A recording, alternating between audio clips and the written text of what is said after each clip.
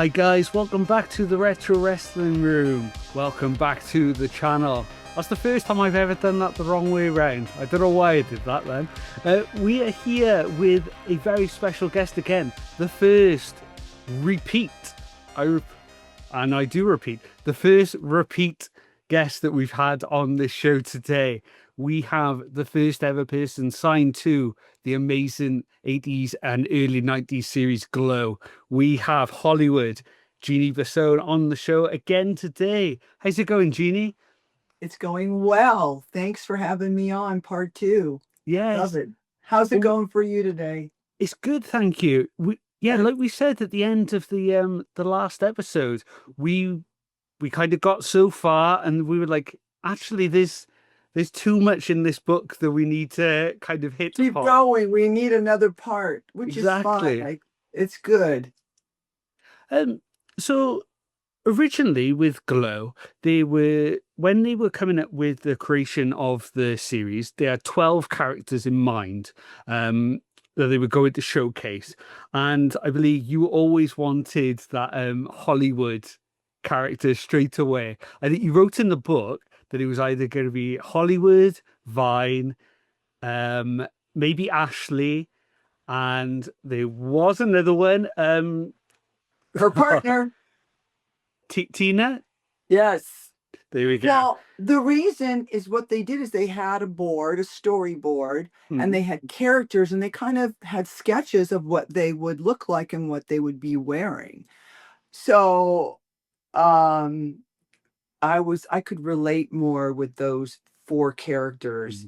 The other ones just, I'm like, no, that's not going to be me. So when they came, when they finally had the 12 that they needed for the pilot to shoot this pilot in Vegas, I remember when they said to me, and Jeanne, you're going to be Hollywood. And I was so thrilled. I'm like, yeah, this is badass. This is cool. Then I had to figure out, well, what does Hollywood do? Is she a bad guy? Is she a good guy? What kind of character am I going to bring to life? So I made her a lot like me. I started, dressing her differently. We may have mentioned that in part one. If you noticed, the outfits of Vine and I are always different. So the first one they had for me, that pink one, I didn't like really how it looked on me being so flat chested in that outfit. I'm like, that doesn't do me any good. It's harming me. So then I brought in other outfits. I would go shopping in Hollywood, and I'd go to either, let me think, I would go to Fredericks Hollywood, or I would head to a place called Playmates. Had very sexy clothing, and I figured I could find something for Vine and I. And I did. I'm like, Vine, I'm going to wear this zebra print. You're going to wear the leopard print, and we're just going to put these one pieces on. We're not going to ask if we can do it or not. We're just going to come out and we never asked permission ever. Because I didn't want them to say no and have to be stuck with that pink one that they had made for me. So you'll see different outfits, and that's just because I really, really wanted that character. It's just what you do when you want to make your character stand out. If you look at all the other characters in the book, they all have the same outfit. I was just like, how boring. That's so boring to have the same old blue one or the green one or the yellow one. So her and I were, especially when we had those little as you remember, we have little sketches that we have in there. So I'm looking at one here with Steve Blantz, the commissioner, or our writer, or at one time, a couple of times he was the referee, and her and I in our short leather skirts, and me in a zebra top, and Vine in another little crop top. I don't know if you could see that in here. See, Yeah. So I turned us into like little rock and rollers, little, and there's the first outfit here that I did not like. Right. Yeah. If you see it, Yeah. that one. Ugh. That's the Nappy convention, the first show that we went to in New Orleans. That's OJ Simpson that was I'm standing next to. And it's Matilda the Hun, Tammy Jones, myself, and Americana. This is when we went and um for the first time tried to get the buyers to Hmm. buy our show so that we could have syndication. So it was us four. That's it. No other Glow Girls. So I was thrilled to definitely be asked to Yeah. go. Yeah. We'll have a quick look. I'll see if we can see different outfits in this video here. But That's the one where we're, whoa, yeah. that's when I told you about the training. Yeah. I had to learn that one myself. And Tulsa would be, see, there's a different outfit, Hmm. silver, different outfit. But Is that the silver one again? like the fact that you had the freedom to kind of There's another one. do Yeah. that with your character as well. Like, Yes. I know you were influenced by the rock scene at that time. So, you've mentioned All the 80s bands. Yeah. exactly the Van Halen videos, the Scorpion videos, and things like that. And that's Motley where you were Crue Motley videos, Crue all of videos. those. Yeah, all of those. And if you look at their outfits, they were cool. And Mm, I'm like, this is rock and roll. So you know, we're gonna add this to our character. Boom. Yeah. See, that's the black one. That was the last one. This one is like in the first season, the pink one. mm. Uh, that's towards the, season 3 and 4.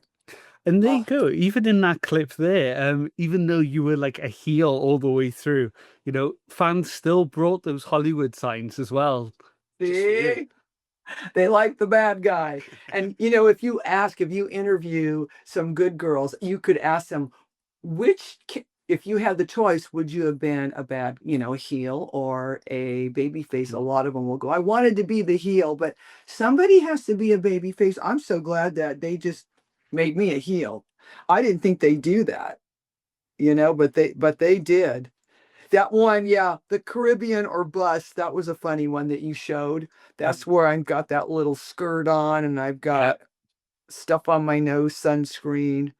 Yeah. Fun times. How different do you think your career would have been, and how much different would your enjoyment have been if you were cast as a baby face, do you think? Boring. That sounds Mm. boring. Who wants to follow the rules? Yeah, it would have Yeah. been much different. But then the farmer's daughters weren't very nice. I mean, when I was wrestling Sally, God, she was so. I'm thinking she's doing all the heel moves right now. That's supposed to be me, not her. So maybe I could have, you know, kind of went that route as well. I probably would have, Mm. but it would have been boring if I had to really follow the rules. Nobody wants that. No, that's it. No way. Um, well, um, when you first started, we talked about it last time. I was trying to word it a bit differently there. Um, we were talking about that you were trained by Mondo Guerrero. Um, he didn't last all that long with the company, and then it was Princess Jasmine who kind of came in then Right. and took over. How different was the training between the two? Well, if you think about it, I'd already trained 2 months with him and it was pretty hardcore. By the time Princess Jasmine came in, and she was very strict as well. But we had newer characters now. You see, we had the 12 that Mondo did. So Princess Jasmine, and uh Killer Tomato, which Mm, is Debbie Peltier, she had come in to help as well. We have new characters. We've got the Heavy Metal Sisters. mm. We have a new California doll. So I wasn't really in that training. I didn't have to be doing it. Right, Like okay. we already knew ours. So I didn't really train much that I remember with her. I did train with Debbie. Debbie was teaching me how to perfect and do some other moves that I hadn't done well. It was drop kicks. She says, "Let me teach you," because I asked her, I go, "I need to work on my drop kicks." And so she was helping me with those.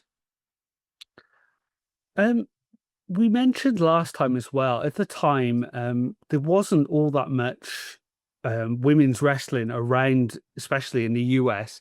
We'd recently had the Rock and what was it? Rock and oh, I can't remember the actual thing. Rock and wrestling, of course it was. Yeah, I was going Rock to and say rock wrestling. and wrestling. Yeah, I forgot the word wrestling apparently that's today for that. some reason. It's fine.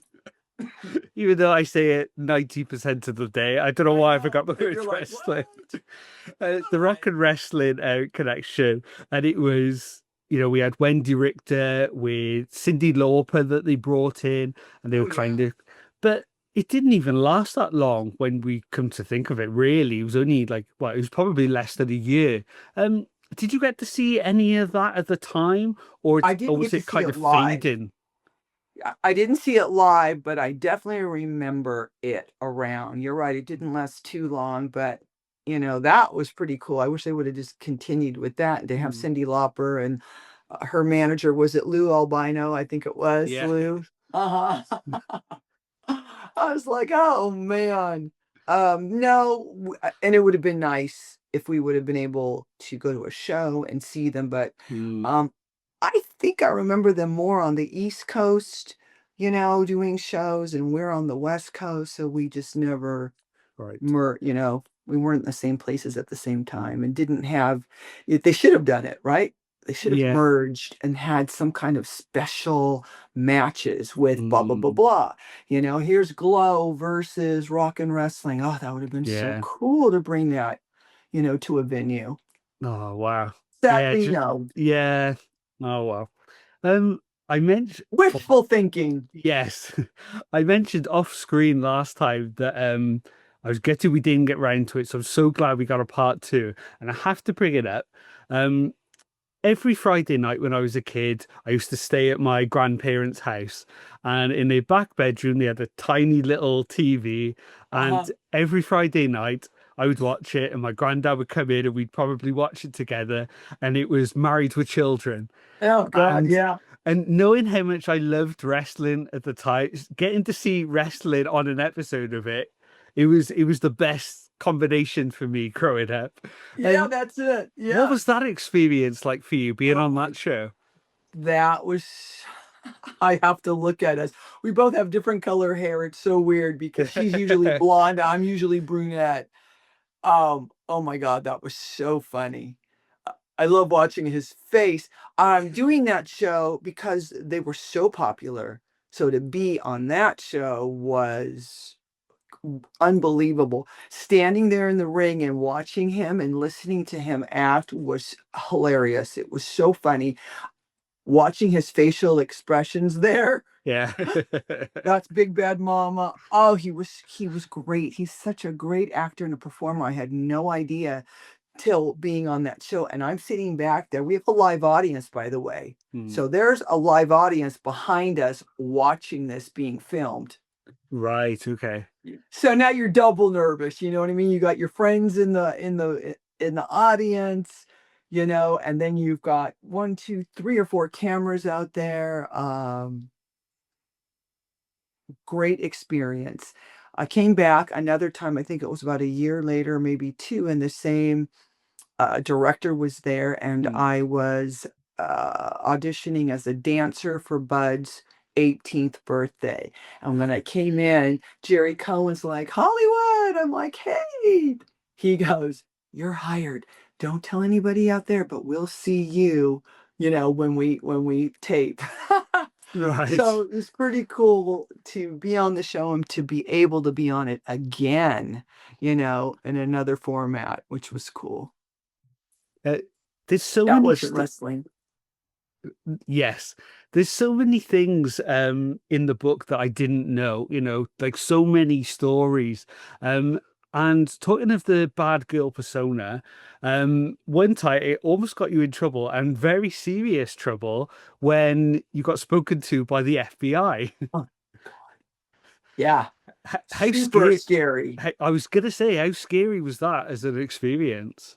So I that wouldn't have gone in this book, but my book mentor, Mm, Bob Harris in Vancouver, who was helping me along, and he asked me because he belongs to it's called Canadian writers, or it's a true crime thing where authors submit their books mm. for true crime and they win, awards and whatnot.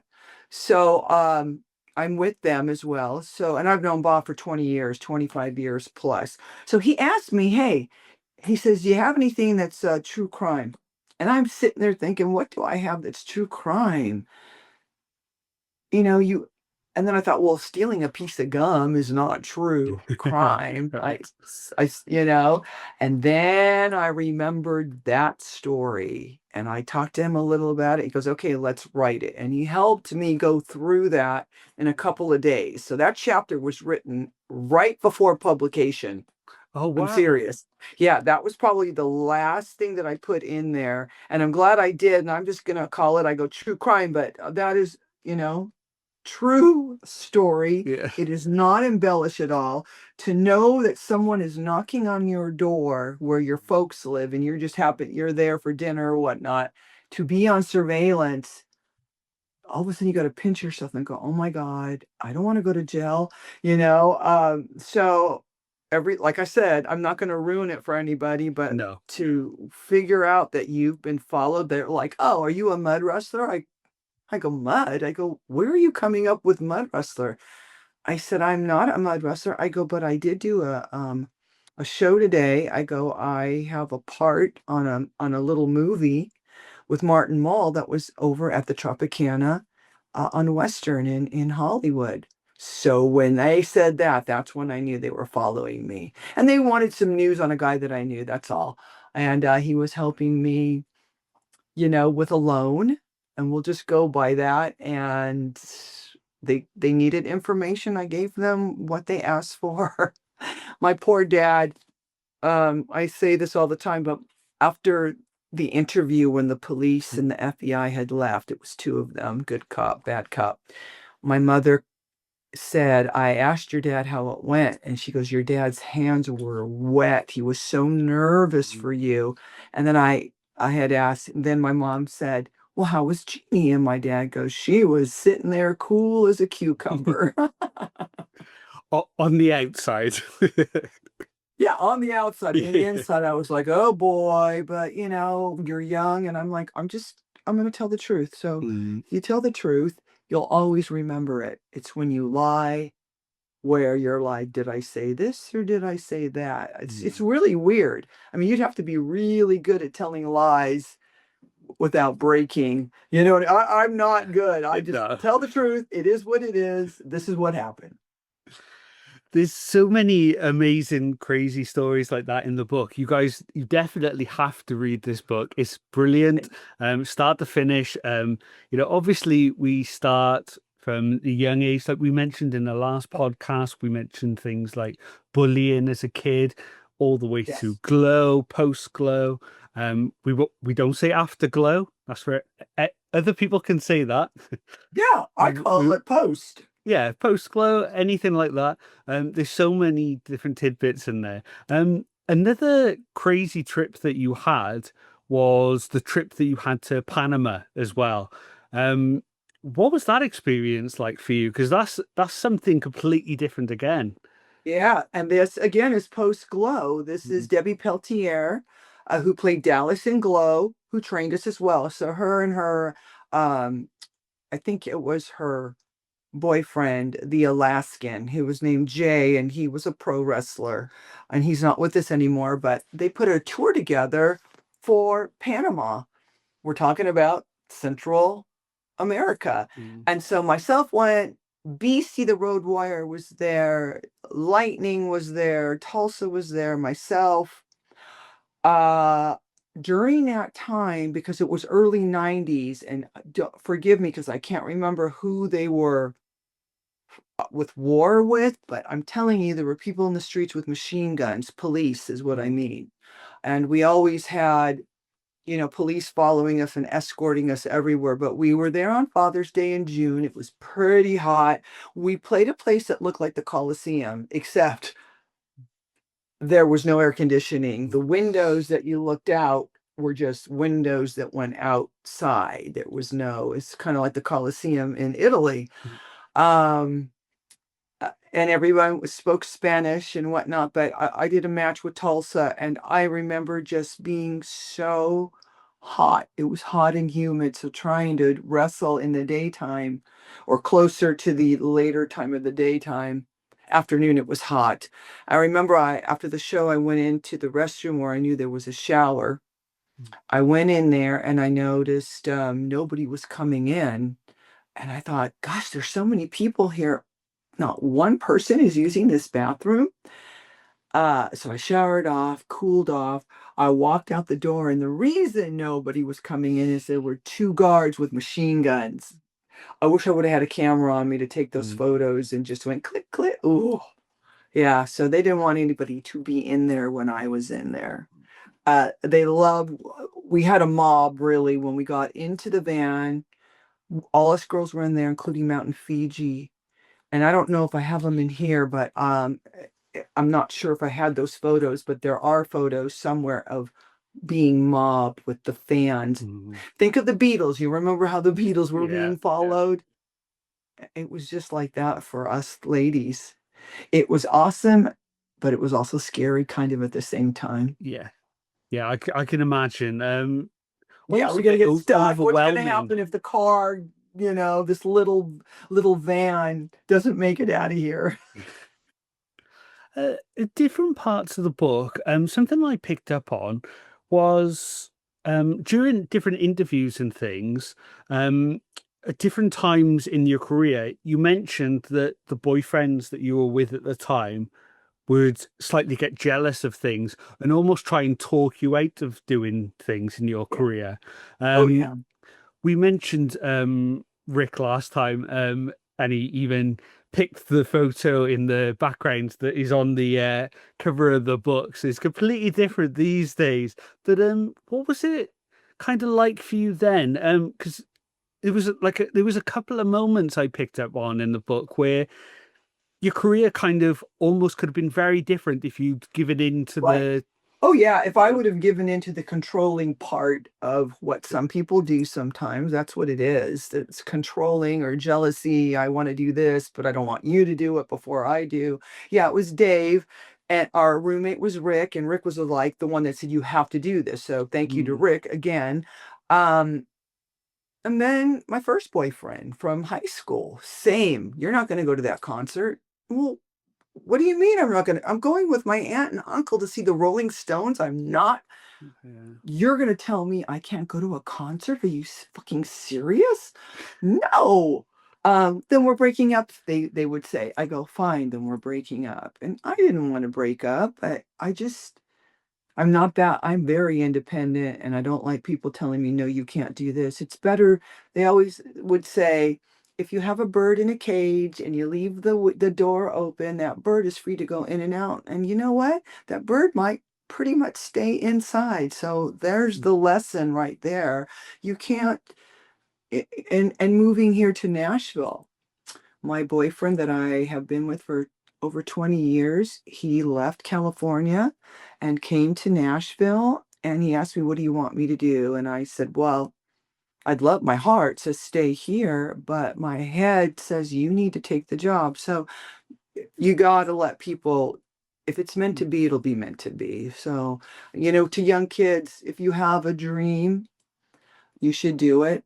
Don't be stuck in a relationship that's going to be crappy anyway.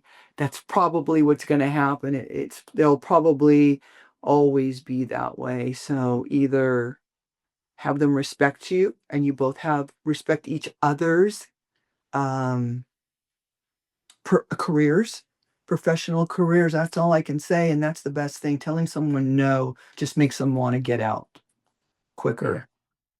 But like I said, it's not just these stories, the amazing part of the stories that are so good about the book. It does also have these kind of lessons in there as well, and Yeah, almost like tips for younger people as well. absolutely. Yeah. That's what I'm about. Even in the bullying, I just just had to talk about it as I just don't, like the way. And young people talk to young people, but people that are adults, they're still doing it today, Mm. you know? So it's ugly. It doesn't, and I think the reason it happens because of this. You can hide behind this phone. You can hide behind your computer because I guarantee you, because I've been a witness to it, when they are in front of you, they don't have the balls to say what they said. All of a sudden they're kissing your ass, and that's fake. Yeah, You know what? And for me, I've been in situations. What do I do with this? Do I ignore it? But that's not me. I still have to try to be kind, but you don't have to be their best friend, right? You know, exactly. I don't know. I don't like to make a scene. I don't like drama. Drama's ugly to me. You know, if you have issues, maybe take it somewhere else. I don't want to fight. Lightning's the same way. She does not like to have any drama or fighting going on. And it happens. It's just the nature of the beast. No one's perfect. We all have, little things, but we try to be better people if we can and teach that or learn your lesson. That's all. It's okay to make mistakes. That's how we learn. Exactly, I'm like your 100%. mom, like, oh, tell your mom. Holly was trying to be my mom over here. Yeah. But no, it's they are good lessons to have, 100%. Um, Post Glow as well, you performed for different companies. There was La Femme Fatale, the Steel Kittens we mentioned in the book as well. Right? Right? What was it like performing for them, and almost like or you made a list in the book of the Yeah, I different did. types of matches that you like, and you were Oh talking yeah, about yeah. them as Different well. kinds of matches, absolutely. So it was easier. All of a sudden, I'm like, this is more controlled. We're not in front of a live audience Mhm. doing it like that. Now we're filming here in the ring or we're filming on mats. This is much different and more controlled. I'm like, this is easier. I like this. I didn't have a problem with it. Some pro wrestlers did not like that at all. Mm. Um, I am not, it's like, don't judge me. Here we go again. That's what they would do, judging you for doing apartment style or independent type uh wrestling. And you know what? Nobody knows your situation. You need to work. You sometimes have to do what you have to do to put food on the table. I'm not talking about robbing banks or, stuff like that, but it's okay. And no one should judge you, and it happens. Mhm. I've actually got some clips here. I think it's from the pilot match. So Okay. technically, I guess almost your first match out there. Um, what was that experience like for you? And Hell yeah. if you ever watch that back, how much of this Hollywood is similar to the Hollywood that we saw maybe at the end of season 4? Little nervous, Mm, very lanky. We never got to see ourselves on TV, so I wish we would have. Um, we're very young. This is our first match. mm, Nervous, not able to look into the eye of the audience, just trying to get down what we had written down because all of this is written. mm. I love it though. But even things like that, you don't see that in wrestling. The slow motion, almost like the cinematic shots. It was so different, especially for that time. I know that's what made Glow different. Mm, Look at it. Yeah, those are icons right there. Everybody in that shot, those four, all of us. If it wasn't for those four, would there be season 3 and 4? Would there be, the other, the youngsters that have come after us? mm, You know, we broke the glass ceiling, so to speak. And we made it different. We had, nowadays you'll see that some of the bigger companies will have um, the sketches, these little storylines that are happening. And the raps that we had, all of that made it different. And youngsters would say, you know what, we are the way we are because you let us make it okay to be ourselves. If you look at all the girls, they all look different. We said this before, I think. Everybody is all shapes and sizes and Yeah. colors. And that to me is what made Glow different than what you see on TV today. Today is the cookie cutters of every, girl. Mm. I think. Um, but I like all shapes and sizes and colors. I know that you have that in the independent companies as well. I think it's cool. Very, very cool. Lastly, before we let you go today, Sure. say a company like Wow now, Mhm. this independent kind of all-female promotion. What would be your advice to a company like that? Because obviously you've had this experience from before. Like, what kind of advice would you give to the wrestlers there on a roster like that these days? I would say practice, practice, practice more than you should because you can get hurt. Eye contact, take your time. Um, If something you don't know, just ask because sometimes there's so many girls and everybody's on different levels. Some people know more stuff than others, and you get caught behind, you may get hurt. Always ask questions. I'm trying to think of something else. And you know what? Give 110%. That's what I do. If you want to be successful in the business, don't be half-assed. Give it 110%, and you'll never regret that. I think that's brilliant advice. Can't go wrong with that, can we? And No. we do so many more things. It's not just about glow. It's so much more. And guys, I'm telling you 100%, you have to read this book. It's a brilliant, brilliant book from start to finish. There's so many stories that we haven't touched upon. There's I so many little tidbits. It's funny. There's life Good. lessons I'm like you glad you found mentioned. some humor because that's me. You can tell right away the humor in me when you do read it. I have friends that live here and they circle it and they go, ha ha, I could just hear you saying that. So I Yeah. want to work on before we leave, I do want to work Mm. on an audio book. Yeah. And by the way, you have a great voice to do an audio book for Oh, thank somebody. you. No, no, no. I like it. I understand it. I love that when you speak, it's slower. You know how sometimes some of the English can speak quicker. You know, Right. Yes. like I have a friend that lived in she would say Battersea. I go, how do you spell Battersea? What? Battersea is how we would, but I Yeah. mean, Battersea, but she would say it so fast. I'm like, I got to write it down. How do you spell that? But you have a lovely voice, Oh, so thank you you. would be really, really good at that, I think. Um, quick tidbit before you go. My wife's obviously from England. She came I to know. live in Wales, and on all of our signs, we have to have signs in English and in Welsh. Um, Oh, not that everybody speaks Welsh, no. but it's a very confusing language if you see it for the first time. So she just look Wow. at me and be like, "What on earth does that say? It So doesn't look say like something like anything." say this, say thank you very much, Hollywood, for joining us today in I, Welsh. I wish I could. I wish I could speak more English.